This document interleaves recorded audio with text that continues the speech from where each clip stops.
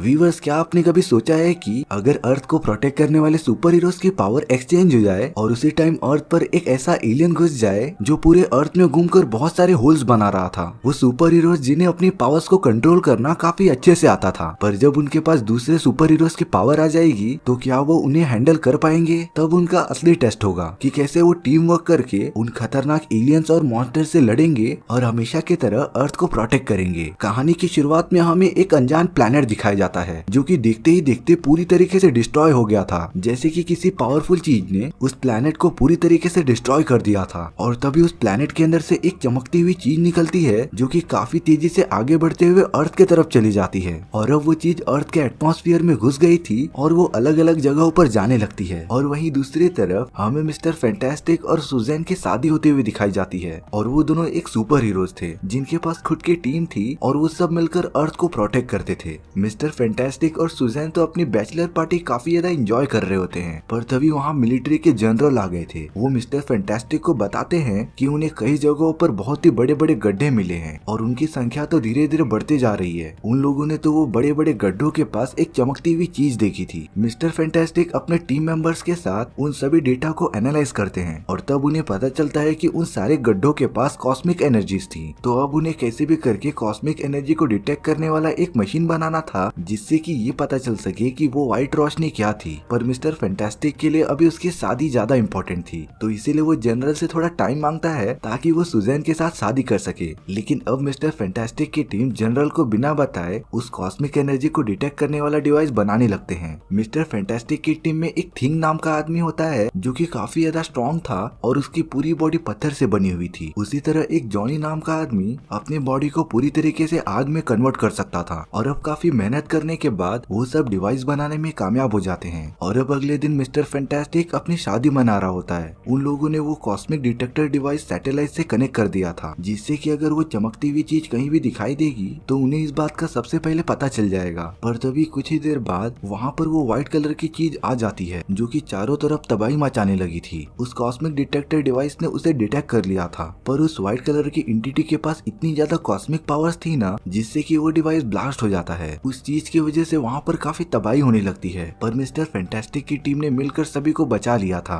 पर वो white colour की चीज अभी भी आसमान में घूम रही थी, तो मिस्टर फैंटास्टिक जॉनी को उसके पीछे जाने के लिए कहता है। जॉनी ये बिल्कुल नहीं करना चाहता था क्योंकि अगर वो अपनी सुपर पावर्स यूज करेगा तो उसका इकलौता सूट जल जाएगा। पर जॉनी अपने कैप्टन की बात कैसे इनकार कर सकता था। तभी जॉनी अपनी पावर्स का यूज करते हुए उस व्हाइट कलर की चीज के पीछे चला जाता है। वो दोनों तो काफी तेजी से आसमान में उड़ रहे थे, पर तभी जॉनी देखता है कि वो व्हाइट कलर की चीज एक इंसान की तरह है जो कि एक सर्फ बोर्ड पर उड़ रहा था। दरअसल ये एक एलियन होता है जिसका नाम सिल्वर सर्फर था। वो एक तरह का ह्यूमनॉइड था जो इंसानों की तरह दिखता था और अब वो दोनों काफी देर तक आसमान में उड़ते रहते हैं। पर तभी उस एलियन ने जॉनी को पकड़ लिया था। जॉनी तो उसके सामने अपनी पावर्स को यूज ही नहीं कर पा रहा था और तब वो एलियन जॉनी को स्पेस में लेकर चला जाता है जिससे कि जॉनी की सारी शक्तियां धीरे धीरे कम होने लगती हैं और वो एलियन उसे अर्थ पर फेंक देता है। और इस फाइट में जॉनी को काफी ज्यादा चोट आई थी। अपनी टीम के पास आने के बाद जॉनी उन्हें उस एलियन के बारे में सब कुछ बताता है, पर जब से उस एलियन ने जॉनी को टच किया था ना तब से जॉनी को कुछ अजीब फील हो रहा था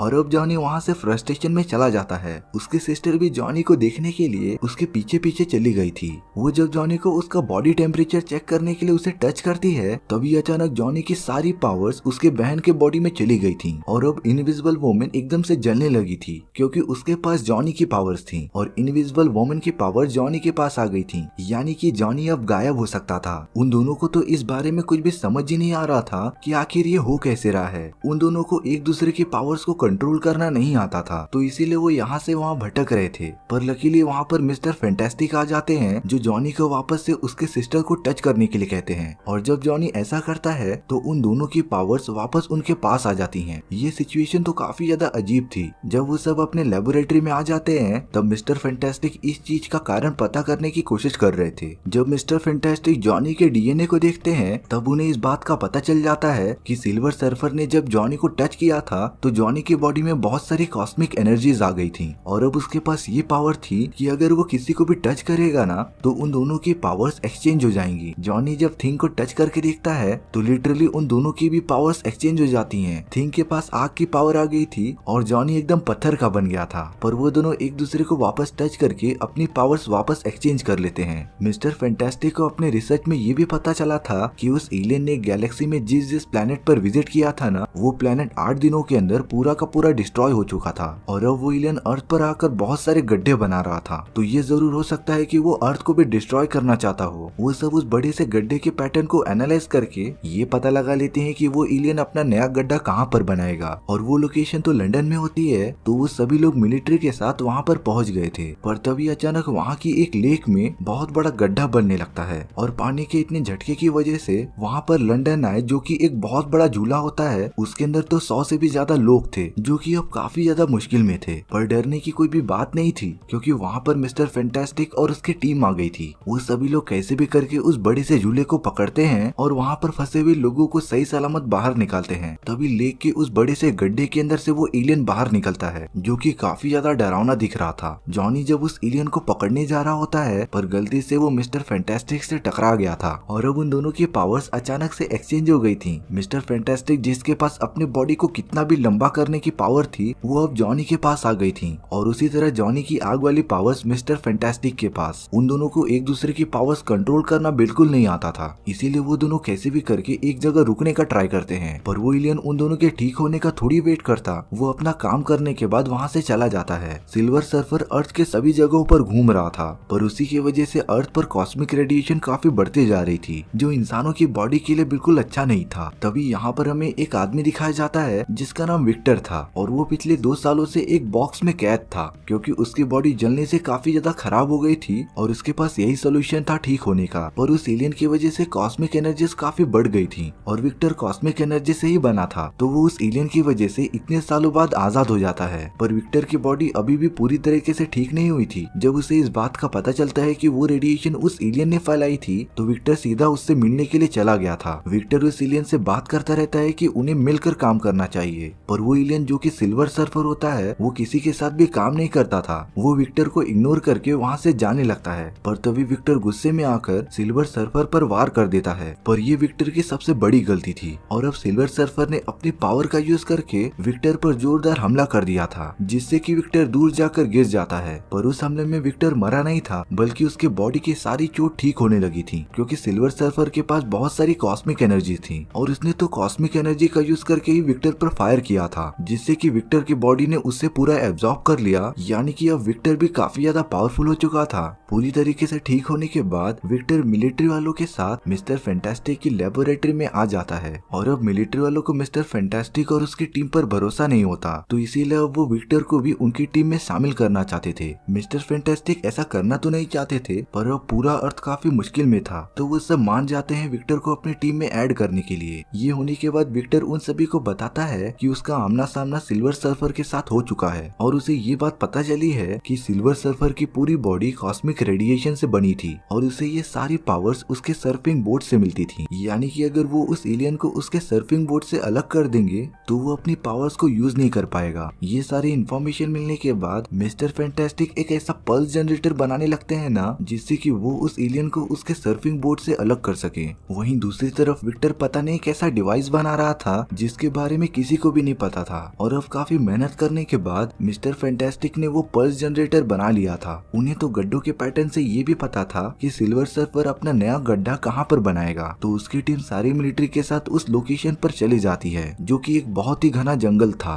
और अब वो सब पल्स जनरेटर को लगाने के लिए अलग अलग डायरेक्शन में निकल जाते हैं। अब जंगल के अलग अलग जगहों पर पल्स जनरेटर लग गए थे, पर इनविजिबल वुमन जैसे ही अपना पल्स जनरेटर लगा रही होती है तभी उसके सामने सिल्वर सर्फर आ जाता है। वो ये बात अपने टीम मेंबर्स को बता देती है कि वो आखिर अर्थ को डिस्ट्रॉय करना क्यों चाहता है। सिल्वर सर्फर ने पहली बार किसी से बात की थी। वो कहता है कि वो किसी भी प्लेनेट को डिस्ट्रॉय नहीं करना चाहता, बल्कि वो कोई और है जो उसे ये करने के लिए मजबूर कर रहा है और अगर सिल्वर सर्फर ने ये नहीं किया तो वो उसके पूरे फैमिली को खत्म कर देगा। तभी मिलिट्री वाले सिल्वर सर्फर पर फायरिंग करना स्टार्ट कर देते हैं, पर इसका कुछ फायदा नहीं था। सिल्वर सर्फर इतनी बड़ी बड़ी मिसाइल्स को अपने सर्फर बोट में आसानी से एब्जॉर्ब कर ले रहा था। इनविजिबल वुमन ने भी अपना पल्स जनरेटर ऑन कर दिया था, जिससे कि सिल्वर सर्फर के ऊपर काफी ज्यादा रेडिएशन आती है और वो अपने सर्फर बोट से सीधा नीचे गिर जाता है। उसके लिए तो बोट नहीं मतलब पावर नहीं, उसकी सारी पावर्स अचानक जाने लगती हैं और मिलिट्री वाले सिल्वर सर्फर को पकड़ कर कैद कर लेते हैं। वहीं दूसरी तरफ हमें मिस्टर फैंटास्टिक और उसकी टीम दिखाई जाती है और इनविजिबल वुमन उन सभी को बता रही होती है कि सिल्वर सर्फर बुरा नहीं है और वो अर्थ को डिस्ट्रॉय नहीं करना चाहता, बल्कि इसके पीछे तो कोई और है। वो तो अब सीधा सिल्वर सर्फर से मिलने चली गई थी और तब वो इनविजिबल वुमन को बताता है कि इस सब के पीछे एक बहुत ही खतरनाक एलियन था जिसका नाम गैलेक्टस होता है और वो गैलेक्सी के अलग अलग प्लैनेट्स पर हमला करके उनके कोर की एनर्जी एब्जॉर्ब करता था जिससे कि वो जिंदा रह सके। और अब गैलेक्टस अर्थ को भी डिस्ट्रॉय करना चाहता था, इसीलिए उसने सिल्वर सर्फर के फैमिलीज को बंदी बना लिया और उसे अर्थ पर बहुत सारे गड्ढे बनाने के लिए भेज दिया ताकि वो सीधा अर्थ पर आकर उन बड़े बड़े गड्ढों का यूज करके अर्थ की सारी पावर एब्जॉर्ब करने लगे। सिल्वर सर्फर का भी काम पूरा खत्म हो चुका था और उसका वो सर्फर बोट एक संदेश की तरह काम करता था जिसका यूज करके गैलेक्टस अर्थ पर आ सकता था। और अब इनविजिबल की पूरी टीम को ये पता चल गया था कि वो अर्थ को डिस्ट्रॉय होने से तभी बचा सकते हैं जब वो सर्फिंग बोट को खत्म कर दें। यहाँ मिलिट्री के एक सिक्योरिटी सेंटर में वो बोट रखा हुआ होता है, पर विक्टर के इरादे कुछ ठीक नहीं लग रहे थे। उसने जो डिवाइस सभी से छुप छुपा कर बनाया था वो उसे पहन लेता है और अब उसके पास इतनी पावर आ गई थी कि वो सर्फर बोट को कंट्रोल कर सकता था। और ये था विक्टर का प्लान। उसे तो कैसे भी करके सिल्वर सर्फर का वो बोट चाहिए था और अब वो अपने प्लान में पूरी तरीके से कामयाब हो गया था। विक्टर ने तो एक लोहे का आर्मर भी पहन लिया था जो कि उसे काफी ज्यादा स्ट्रॉन्ग बनाता था। विक्टर सभी मिलिट्री ऑफिसर्स को मार कर वहाँ से भाग जाता है और जब ये बात मिस्टर फैंटास्टिक और उसकी टीम को पता चलती है तो वो समझ जाते हैं कि विक्टर ने उन सभी को धोखा दिया था। उन लोगों ने तो सबसे पहले सिल्वर सर्फर को आजाद किया था और अब वो सब लगातार विक्टर का पीछा करने लगते हैं, पर वो सर्फिंग बोट की मिलने की वजह से विक्टर की पावर्स 10 गुना बढ़ गई थी और अब मिस्टर फैंटास्टिक की टीम चाह कर भी उसे हरा नहीं पा रही थी। विक्टर एक एक करके सभी को चकमा देता रहता है और उन्हें बीट करता रहता है। विक्टर अब सिल्वर सर्फर के पास आ गया था और अब वो उसे मारना चाहता था क्योंकि अगर सिल्वर सर्फर मर गया तो उस सर्फिंग बोट के ऊपर सिर्फ विक्टर का ही हक होगा। विक्टर अपने हाथ में एक रॉड लेता है और सिल्वर सर्फर को मारने के लिए उसकी तरफ फेंक देता है, पर इनविजिबल वुमन वहाँ पर सही टाइम पर आ गई थी और वो अपनी पावर्स का यूज करके उस रॉड को रोकने की कोशिश करती है, लेकिन उसकी स्पीड इतनी ज्यादा थी ना कि वो डायरेक्ट जाकर इनविजिबल वुमन के बॉडी में लग गई थी और अब इनविजिबल वुमन काफी ज्यादा घायल हो गई थी। मिस्टर फैंटास्टिक और जॉनी जब वहाँ पर आते हैं तो वो सब इनविजिबल वुमन को ये हालत में देखकर काफी दुखी थे, खास करके जॉनी, क्योंकि वो उसकी इकलौती सिस्टर थी जो कि अब मरने की हालत में हो गई थी। और अब वो चारों मिलकर जॉनी को टच करते हैं जिससे कि उन सभी की पावर्स जॉनी के अंदर आ गई थी। मतलब कि जॉनी अपनी पावर यूज करने के साथ साथ मिस्टर फैंटास्टिक, थिंग और अपनी बहन की पावर भी यूज कर सकता था। तो जरा सोचो जॉनी कितना पावरफुल हो चुका होगा। और अब वो सीधा विक्टर पर हमला करने चला जाता है। जॉनी अपने टीम मेंबर्स की अलग अलग पावर का यूज करके विक्टर को काफी ज्यादा मारता रहता है और वो उसके हाथ पर लगा हुआ डिवाइस तोड़ देता है, जिससे कि अब विक्टर सर्फिंग बोट को कंट्रोल नहीं कर पा रहा था और वो उसके साथ नीचे गिर जाता है। वहीं इनविजिबल वुमन चोट लगने की वजह से मर चुकी थी, पर जब सिल्वर सर्फर को उसकी सर्फिंग बोट मिलती है तो उसके पास अब अपनी सारी पावर्स आ चुकी थी और अब उसने अपनी आधी पावर्स का यूज करके इनविजिबल वुमन को वापस से जिंदा कर दिया था। लेकिन अब गैलेक्टस अर्थ पर आ चुका था और वो तो धीरे धीरे पूरी जगह को तबाह करना स्टार्ट कर देता है। सिल्वर सर्फर ने जो अर्थ पर बड़े बड़े गड्ढे बनाए थे, गैलेक्टस उन्हीं गड्ढों का यूज करता है और अर्थ के कोर की पावर्स एब्जॉर्ब करना स्टार्ट कर देता है। लेकिन अगर जल्दी किसी ने उसे नहीं रोका तो अर्थ पूरी तरीके से डिस्ट्रॉय हो जाएगी। इसीलिए जॉनी सिल्वर सर्फर को उड़ाते हुए गैलेक्टस के पास जाकर छोड़ देता है। सिल्वर सर्फर को पता था कि वही है जो गैलेक्टस को मार सकता है और अब वो गैलेक्टस की और बात नहीं मानेगा। सिल्वर सर्फर उसके बीचों बीच जाकर अपने अंदर की बची हुई कॉस्मिक एनर्जी को पूरा ब्लास्ट कर देता है, जिससे कि इतना बड़ा धमाका होता है ना कि उसके अंदर गैलेक्टस के साथ साथ सिल्वर सर्फर भी मर गया था। उस धमाके में काफी बड़ी रेडिएशन निकली थी जिसके कांटेक्ट में अब जॉनी आ जाता है और अब वो पूरी तरीके से ठीक हो गया था, यानी कि अब उसके टच करने पर भी उनकी पावर्स एक्सचेंज नहीं हो रही थी और अब अर्थ पूरी तरीके से सेफ था। इसके बाद हमें मिस्टर फैंटास्टिक और इनविजिबल वुमन की शादी दिखाई जाती है। वो दोनों तो काफी ज्यादा खुश लग रहे थे, पर तभी स्पेस में हमें सिल्वर सर्फर का मरा हुआ बॉडी दिखाया जाता है जिसकी आंखें अचानक से खुल जाती हैं, यानी कि अभी भी वो मरा नहीं था। और तभी उसका सर्फिंग बोट उड़ते हुए उसके पास आने लगता है और इसी के साथ हमारी ये सुपर हीरो मूवी खत्म हो जाती है। व्यूअर्स, आपको ये मूवी कैसी लगी प्लीज कमेंट सेक्शन में बता दो और अगर आपको मेरा एक्सप्लेनेशन 1% भी अच्छा लगा होगा ना तो वीडियो को लाइक एंड चैनल को सब्सक्राइब जरूर कर देना, क्योंकि इससे मुझे मोटिवेशन मिलता है आपके लिए नई नई मूवीज ढूंढ के लाने के लिए। तो मिलते हैं नेक्स्ट वीडियो में। सी या।